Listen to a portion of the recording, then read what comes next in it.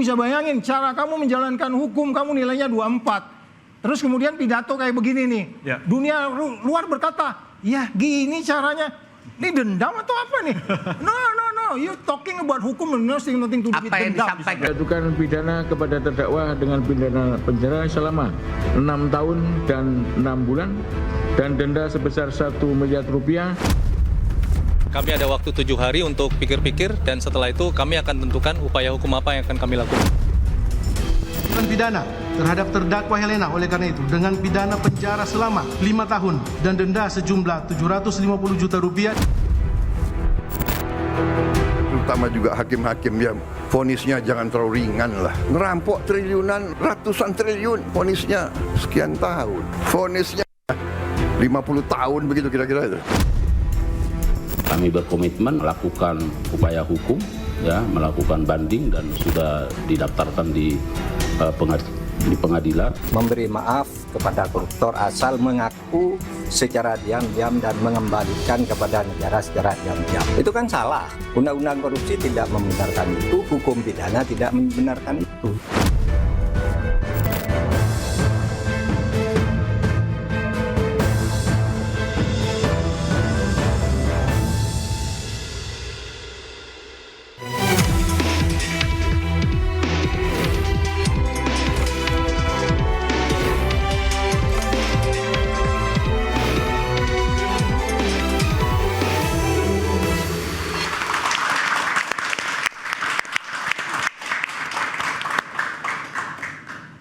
Vonis ringan terdakwa kasus korupsi timah mengundang kontroversi. Sanksi bui 6,5 tahun dinilai tidak sesuai dengan kerugian negara. Presiden pun angkat bicara. Menurutnya rampok triliun rupiah harus divonis berat hingga 50 tahun penjara. Apakah permintaan Presiden Prabowo bisa terjadi? Dan mengapa hukum terasa tumpul kepada koruptor? Bersama saya Bremana Tenaya. Dan saya Anisha Dasuki, inilah Interupsi. Vonis koruptor 50 tahun, mungkinkah? Dan kami akan membahas terkait kontroversi ini bersama narasumber yang telah hadir di studio. Di sebelah kanan saya ada Andi Asrun, pakar hukum tata negara. Selamat malam Pak Asrun. Dan ada Teguh Nasrullah, pakar hukum pidana. Selamat malam Pak Nasrullah. Ya, dan di sebelah kiri telah hadir juga pimpinan KPK 2015-2019, Pak Saud Situmorang. Selamat malam, Pak Saud. Dan ada juga nih host pengganti saya mungkin karena jasanya sama mas saya. Anissa Dasuki ya. Bung Pitra Romadoni, praktisi hukum. Selamat malam. Selamat malam, Bremana. Siap. Dan juga telah terhubung melalui sambungan Zoom Bapak Yanto Jubir MA. Selamat malam Pak Yanto.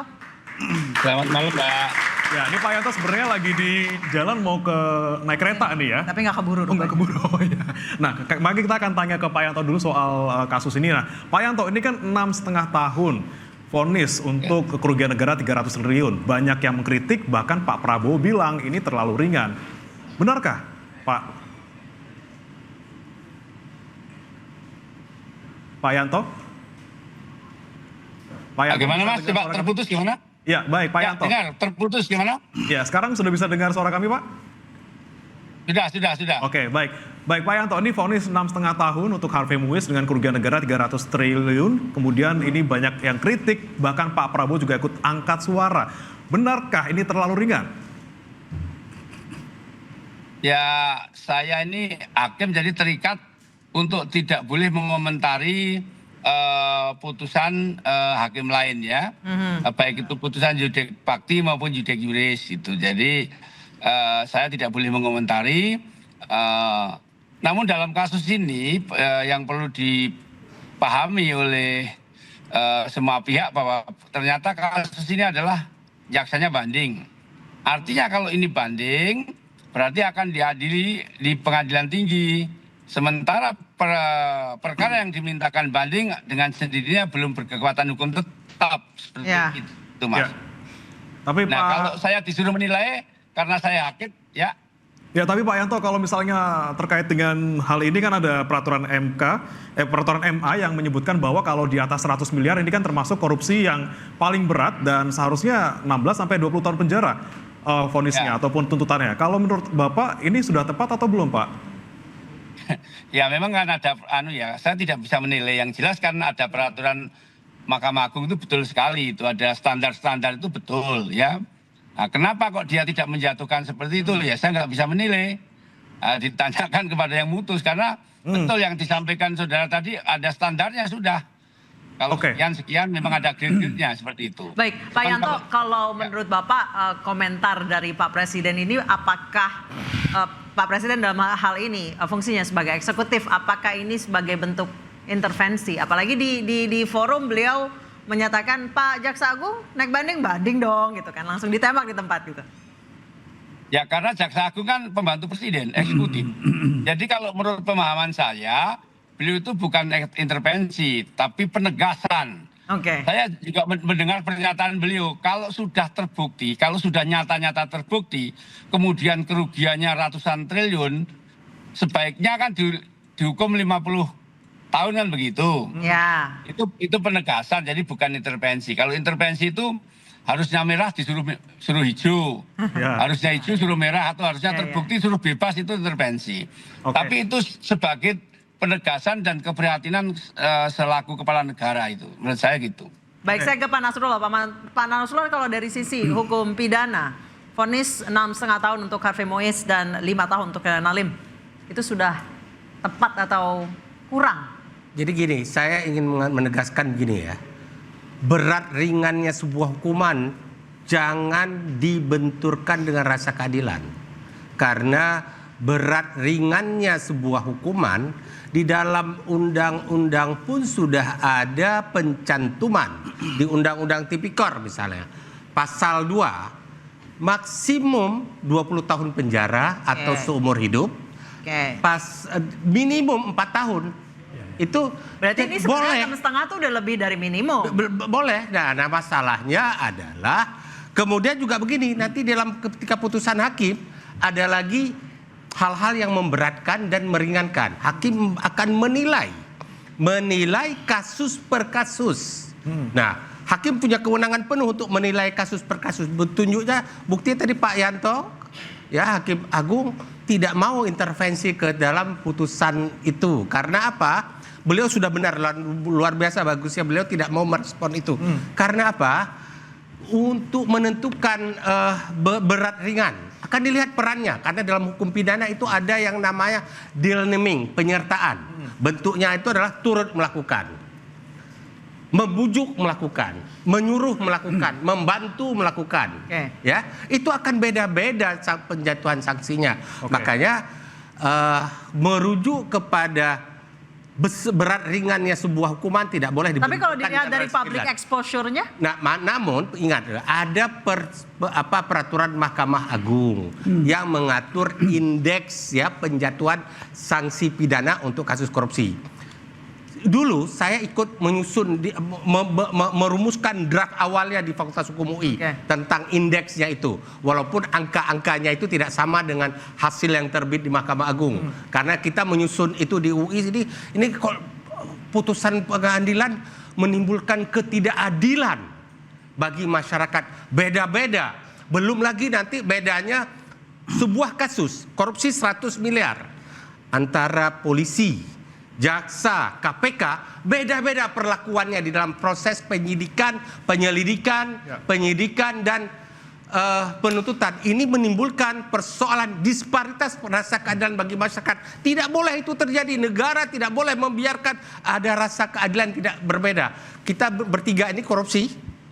Kamu disidik oleh polisi, kamu disidik oleh jaksa, saya disidik oleh KPK.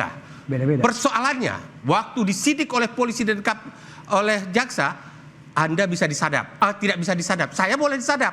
Ini kan ada perlakuan yang oleh negara terhadap rakyat yang tidak adil. Nah, di situ saja sudah menimbulkan persoalan disparitas rasa keadilan. Nah, kemudian terkait dengan kasus ini, sekali lagi saya kembali kepada subjektif saya.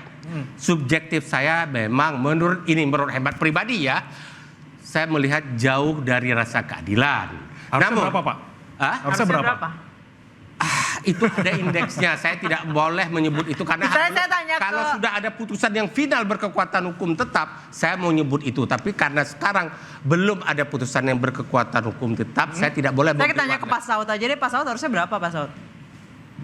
Maksudnya gimana? Harusnya berapa tahun? 300 triliun kerugian negara, walaupun itu adalah kerugian ekologis ya. Pengalaman saya kalau di Undang-Undang KPK itu kan pimpinan KPK itu penyidik dan penuntut. Jadi penyidik, jadi saya juga sebagai penyidik juga sebagai jaksa penuntut. Anda bisa bayangkan kalau mereka dalam paparan case-nya seperti ini, kemudian diputuskan tadi pasal 2 umpamanya begitu ya. Terus masuk ke persidangan, kemudian ada yang bulat, ada yang gimana-gimana. Padahal udah jelas telak gitu ya. Nanti pada akhir menjelang kita menentukan harus dituntut berapa, kalau dia pasal 2 maksimal tadi 20, kita duduk baik-baik, saya panggil jaksanya. Gimana? Gini Pak, gini. Enggak, gua nonton kemarin ini ngotot orang ini, saya bilang. saya ikutin semua persidangan itu, kan di media memuat itu berita itu ya. Nah kemudian itu tadi, kembali lagi, hukum itu kan yang paling penting itu adalah, hukum itu pasti nggak? Hukum itu adil nggak? Hukum itu bermanfaat nggak? Kan 3 hal itu yang harus dipegang. Adil pelaksanaannya, due process of law-nya, dan seterusnya. Nah, kata 50 itu due process of law yang mana? Anda mau bikin 50, mau pakai apa? Gitu. Ya, saya ingin menambahkan apa yang disampaikan Pak Saud. Pak Presiden Prabowo boleh saja punya cita-cita untuk, ini harus dihukum berat. Boleh saya, tetapi saya pahami beliau. Berarti angka 50 itu yang diubah mesti undang-undangnya dong? Ya, harus diperbaiki undang-undang. Beliau mungkin semangat pemberantasan korupsinya sangat tinggi, namun tentu seharusnya penasihat hukum di sekeliling beliau mengingatkan undang-undangnya maksimum 20 tahun atau seumur hidup. Karena pasal 2 dan pasal 3 Undang-Undang Tipikor disebutkan hukuman seumur hidup, pidana penjara 20 tahun maksimum atau sebulan. Tapi ada pasal ayat 2-nya boleh hukuman mati dalam keadaan tertentu. Pak Saud, kalau Pak Saud mungkin akan seumur hidup atau mati? Hukum itu tidak boleh dibangun dengan dendam. Nih kita bukan bicara dendam nih. Ini kita lagi bicara negara indeks persepsi korupsinya 34 bro. Lu bayangin 34, cara lu melaksanakan hukum, kamu itu dari skala 1 sampai 100, sekarang ini oleh World Justice Project, kamu dinilainya tuh 24. Lu bisa bayangin, cara kamu menjalankan hukum, kamu nilainya 24. Terus kemudian pidato kayak begini nih, dunia luar berkata, ya gini caranya, ini dendam atau apa nih? No, you talking about hukum, nothing to do with Apa yang dendam. disampaikan Pak Saud ini begini, menariknya begini. Kamu bisa sebutkan ke saya satu saja sektor mana dalam kehidupan berbangsa dan negara yang tidak korup di negara kita ini sekarang? Luar biasa. Korup yang paling parah justru terjadi di aparat penegak hukum sendiri. Nah itu yang harus kita benahi. Jadi semangat Pak Prabowo ini bagus luar biasa, tapi harus kita tempatkan dalam ranah hukum yang benar. Terakhir saya ke Bang Putra dulu. Bang Putra, kalau Anda melihat teknisnya ketika persidangan dan kemudian melihat peran-perannya Harvey Muiz di persidangan dan juga di kasus, Anda melihat 6,5 tahun ini cukup atau kurang atau harusnya lebih maksimal lagi? Terima kasih Bremana. Jadi atau menurut Anda terlalu banyak 6,5 diputuskan hakim itu harus dianggap benar ya, sebagaimana harus dianggap benar. Res judicata pro veritate habetur. Hakim tentunya melihat dari fakta persidangan adanya kesesuaian antara keterangan saksi, bukti, keterangan ahli, dan keterangan terdakwa. Perlu diingat kalau berbicara terkait dengan 6,5 tahun, pertimbangan hakim di sini harus kita baca secara utuh. Saya sudah mempelajari putusan perkara nomor 70, 71, dan 81. Nah di situ dijelas keterlibatan Harvey Muiz di dalam tata niaga komoditas timah tersebut pada wilayah izin usaha pertambangan PT Timah periode 2018 ya. Kalau hasil audit BPKP itu kan yang diaudit itu kan periode 2015-2022. Sedangkan Harvey Muiz dan kawan-kawan itu masuk itu di 2018. Jadi faktor yang kerugian negara ada 3 komponen nih ya yang diaudit oleh BPKP berdasarkan putusan pengadilan Tipikor. Yang pertama ya, komponen kerugian negara atas kerjasama ya penyewaan alat processing pelogaman sebesar 2,2 triliun.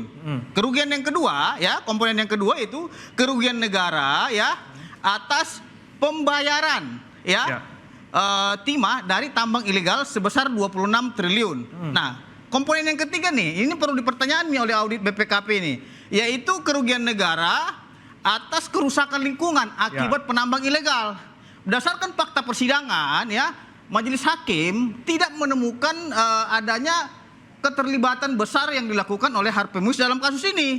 Karena dia hanya sebagai representatif dari PT Repainet Bangka Tin. Dan memang kalau Tipikor belum ada yang mengatur ya, ingat, Bang Bung, Fitra ya, ingat loh. Kalau memang ini berbicara keadilan ya, audit BPKP itu melakukan audit dari periode 2015 sampai 2022. Berapa perusahaan yang bekerja sama dengan PT Timah?